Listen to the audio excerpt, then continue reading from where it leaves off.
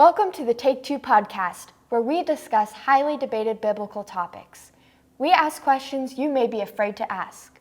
Hold on to your coattails because today we are tackling the topic of what it means to be made in the image of God.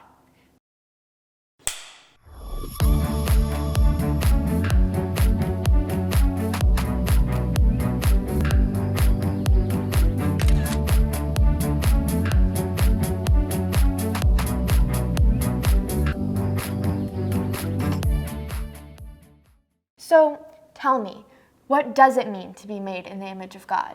Well, that depends on who you ask. Different Bible scholars have different ideas about this, and sometimes theologians come along and have still other ideas. So it's debatable. There are two major views. One group of scholars would say that to be the image of God has something to do with our capacity as humans, something that humans are able to do that animals can't do. So the main things that they point to are our spiritual capacity. So we have a soul, we have a spirit, like we'll live forever and animals won't. So that makes us like God in some way. Other people say, no, it's our brains. It's the fact that we're able to think and reason. That's what makes us God's image. We share his rationality. And then still others say, no, it has more to do with our relationality. The fact that we're in relationship with each other mimics the way that the Trinity, the three persons of the Trinity, are in relationship with each other. There's a great illustration that kind of goes along with that. The first one is like about kind of thinking through with your brain. There's a banana on the table. A starving man would think before taking. Like, even if he's like so hungry, he may decide to take it, but in his mind, he decides it is wrong because it doesn't belong to him. But a monkey who's hungry comes in the room and like takes it, eats it. There's like no that's reason not to. just how it works. Another look at that is you're in a room and all of a sudden the lights go off. So, like, obviously you're gonna go either to the light switch and see if you can turn it on, or go to the circuit board or like whatever that is. Yeah. But if a dog is in a room and the lights go off, instead of trying to figure out like what happened, he would adjust to like how it's changed. Sure, and there's no question but that we are different from animals, right? We do have advanced intellectual capabilities, relational capabilities, and spiritual capabilities as compared with animals. But there are some scholars who say that's not what makes us the image of God. Even though those things are true about us, that's not what the Bible means when it calls us the image of God. So that group of scholars would say that being God's image has more to do with our identity as whole people. So they don't want to isolate just our brains or just our spirit or just our relationships. They would say we as physical whole people are the image of God, and it's a role that we play in creation as God's representatives. Yeah, so how does this fit in with like people that are disabled? And going back to capacity, how would that work? This is why I think the first group of views are problematic. Because if you say that being the image of God means that you have a rational capacity, that you can think better than the animals, what happens with someone who's born intellectually challenged, right? So if they don't have maybe normally abled thought processes, does that mean they're less than the image of God? So that seems to me to have some ethical problems to it. And that's why I gravitate towards the identity view. Okay, so what does Genesis 1:26 say about this? Yeah, so Genesis 1:26 is where we first hear about the image of God. Do you want to go ahead and read it for us? Sure. Then God said, "Let us make mankind in our image, in our likeness, so that they may rule over the fish in the sea and the birds in the sky, over the livestock and all the wild animals, and over all the creatures that move along the ground." All right, so this is obviously an important verse because here it's introduced for the first time in the middle of God's creative work, actually at the climax of God's creative work. So he's created for 6 days, and you can watch our podcast episode on creation to talk about why we're told about this in 6 days. But on this 6th day, he makes humans and says, let us make mankind in our image and in our likeness. And I want to talk about those two words because those words in Hebrew I think help support the idea of seeing the image of God as our identity, something physical rather than a capacity that's just part of us. So the word image in Hebrew is tselem, which is a little hard to say because it's using a letter we don't even have in English. So tselem is a word that has sister words in other languages of that time. And in those other languages, it's used to talk about idols or statues, so something actually concrete. So let's imagine this is our stand-in idol for today. If I was a king, I guess I would be a queen. If I was queen of an ancient culture and I went and conquered a wide territory far from my palace, I couldn't actually physically see or rule over that area consistently. So I would need to do something to make sure the people in that area remembered and recognized that I was in charge. So the way that kings and queens did this in ancient times is they would make a statue of themselves, a tselem, and they would make it to sort of look like them, and they would inscribe their name on that, and they would place it in the far corners of their territory to remind people of their rule. So it's something very concrete. Yeah. What about the word likeness? So the word likeness is demuth, and that has to do with form and shape. So in a similar way that a statue sort of represents the shape of the person that it's representing, so we, in some strange way, represent God's shape or form. Okay, so there's one other way that they would use it, not just kings, but also in temples.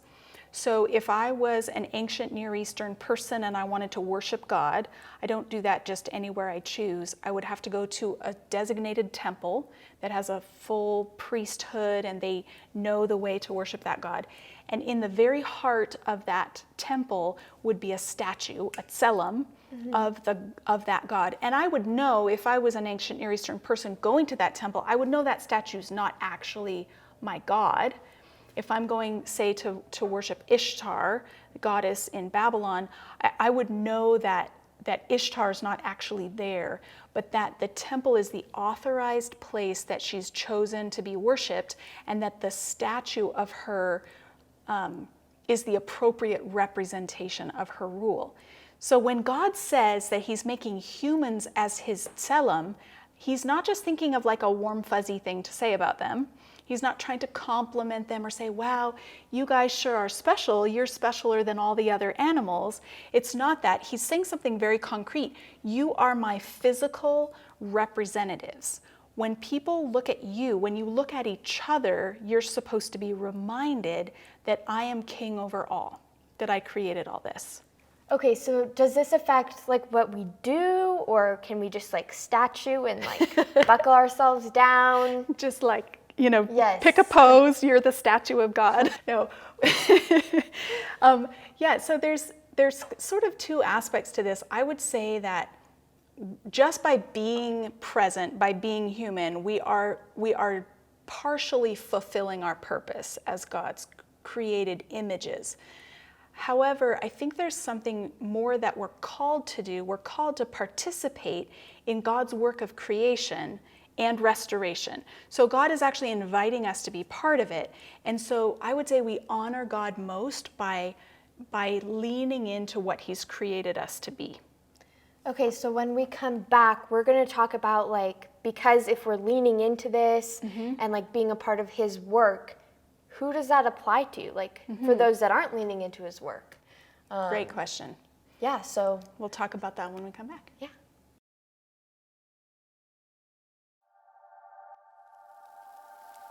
You. Look closer. You're more than bones and dust in a random universe. You're full of dreams and passions. Your life will leave a mark, and you can feel it. But in a vast sea of options, noise, needs, where do you start? What story will you write? Look closer. These are not classrooms. They are the rich soil where the seeds of your calling take root. These are not hallways. They are the arena where you'll wrestle with faith and seize life. And this isn't a book but a doorway to the very heart of God, and these textbooks are the shoulders of the giants on which you'll stand. These aren't classmates. They are companions for the journey, and these professors are the battle-tested guides who will illuminate your potential. This isn't just a college, but your launching pad. Look closer. God is writing a story with our lives. How will yours read?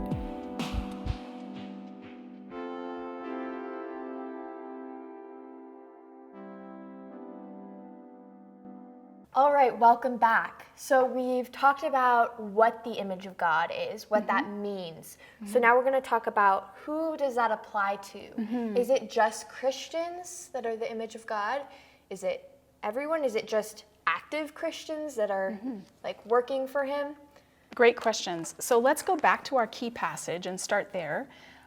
You read for us Genesis 1:26. I'll just reread it to refresh our memories.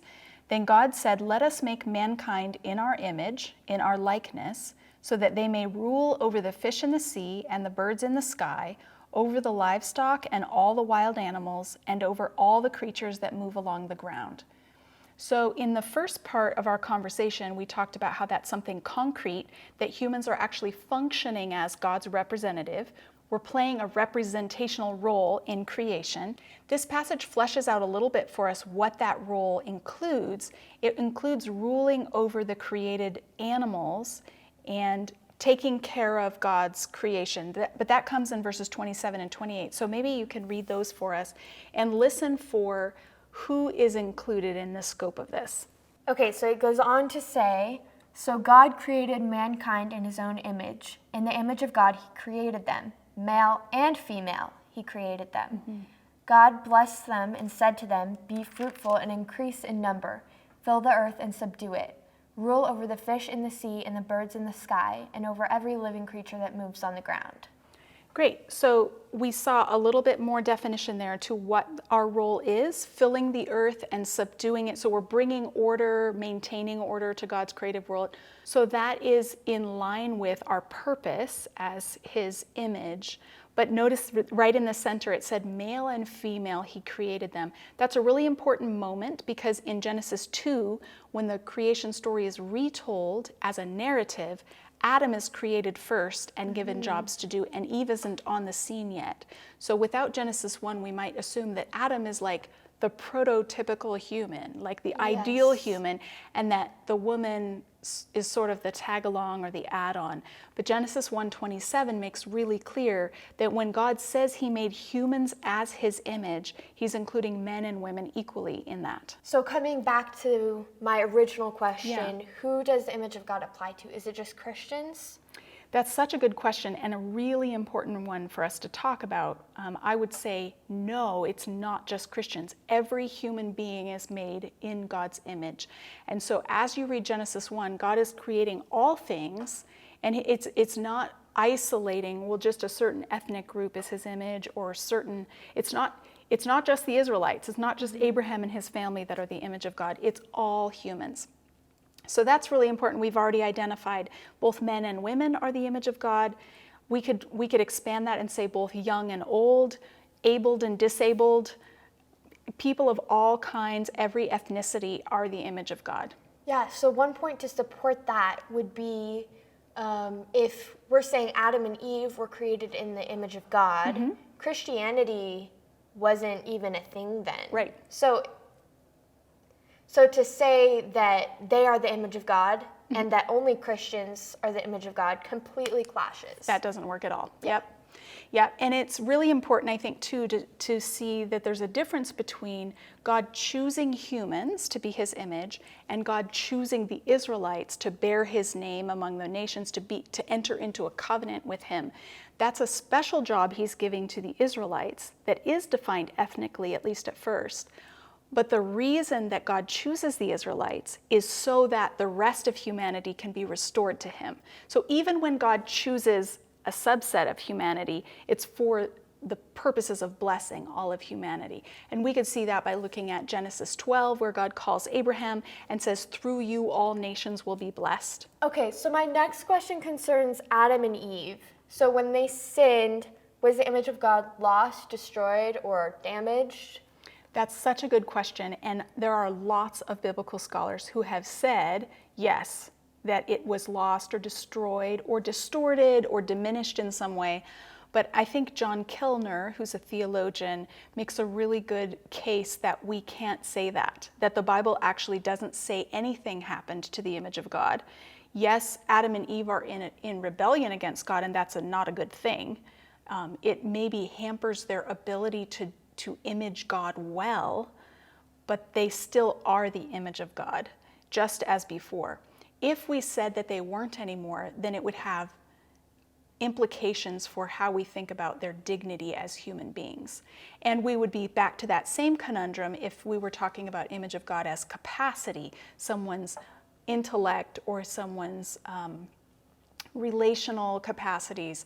If we tie it to that, then as soon as someone is disabled in some way, they've lost some of the image. So I think we have the same problem with that.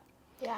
So one illustration that I think maybe could help with this is to think of our relationship as mother and daughter. So you're my daughter. Mm-hmm. If you obey me and we have a happy relationship, if we have a positive relationship, you are my daughter. If you decide you can't stand me, if you go into a terrible streak of rebellion, you leave the home, let's say you even trash my reputation, you go off and start destroying things, you are still my daughter, even though you've done those things. Like, you are no less my daughter. I still gave birth to you. I'm still your mother, whether you like me or not. Mm-hmm. So I think that's a helpful illustration to think about the image of God, because our connection with God as his image is not compromised. Our relationship might be compromised, but our status as his image is not compromised. Okay, so I know you said in the Bible it doesn't say anything about it being damaged, mm-hmm. so it's hard to point to that if it's not there. Yeah. Are there any verses that can help support your statement? Yeah, actually, there's an interesting moment where Jesus is having a conversation with his disciples, and he doesn't directly say image of God, but it seems pretty clear that that's what he has in mind. So I'm thinking of Matthew 22, verse 21. So the Pharisees are trying to trap Jesus by asking him tricky political questions about taxes. And it says, they say to him, "Teacher, we know that you're a man of integrity and that you teach the way of God in accordance with the truth," which is total flattery. They don't like him at all, actually. Yeah. "You aren't swayed by others because you pay no attention to who they are. Tell us then, what is your opinion? Is it right to pay the imperial tax to Caesar or not?" But Jesus, knowing their evil intent, said, "You hypocrites, why are you trying to trap me? Show me the coin used for paying the tax." They brought him a denarius, which is the kind of coin used in that time, and he asked them, "Whose image is this and whose inscription?" So just like our coins today, there was a picture of Caesar on it, just like we have a picture of a president or a prime minister on our coins. So whose image is this and whose inscription? "Caesar's," they replied. Then he said to them, "So give back to Caesar what is Caesar's and to God what is God's." So in this moment, he's implying that that money actually is of no consequence in the kingdom of God. That it has Caesar's image, it bears his image, and it bears his name. So go ahead, give it to Caesar, no problem. But you should give to God what is God's, which implies that as human beings, we are God's image, we bear his image, and we bear his name. His inscription is written on us. And so he is in that moment combining the ideas of being God's image and bearing God's name. And if you think about a coin, let's say you have a quarter, and let's say it's got George Washington on the quarter, right? I think, yes. In the US. So let's say that quarter is really old and well worn, and the image is been worn down. Doesn't matter how old the quarter is, it's still worth 25 cents, right? So even if there's been some damage, the value is still the same. And so some people use that illustration to talk about our status as God's image. It doesn't matter, even if we're rebellious, we still are fully valued as God's image just the same. Yeah. This, of course, has really big implications for how people are treated in lots of settings. And so if you think about current events in the United States, there's a lot of racial unrest right now, and a lot of that surrounds the police brutality towards Black people. And that's why the whole Black Lives Matter movement has erupted with such fervor, and why so many pastors and Christian leaders have gotten on board with it, because they've said every Black brother and sister is made in the image of God. Yeah. They're no less than anyone else. So we have to treat them in such a way that we recognize their full dignity as human beings. Okay, so that's a lot of ground that we've covered. Are there any resources you want to give to our audience? I haven't found many resources on the image of God written sort of for lay people, and so I'm actually working on a book right now that will talk about what it means to be the image of God. So I'm just beginning my work. Some of what I've said in this podcast I may expand on. Some things I may even change my mind about as I study it more. But it'll be a companion volume to this book, Bearing God's Name, which is talking about the people of God in covenant. Being God's image will talk about all human beings and their role as God's image. We'll put a link in the description below to a sermon on the image of God that I gave, and also to the Bible Project video on image of God, which is my favorite. It's so good. All right, well, like she said, we'll be sure to link that in the description below, along with ways you can contact us and follow us on social media platforms. Thank you so much for joining us on this week's episode of the Take Two podcast. See you next time.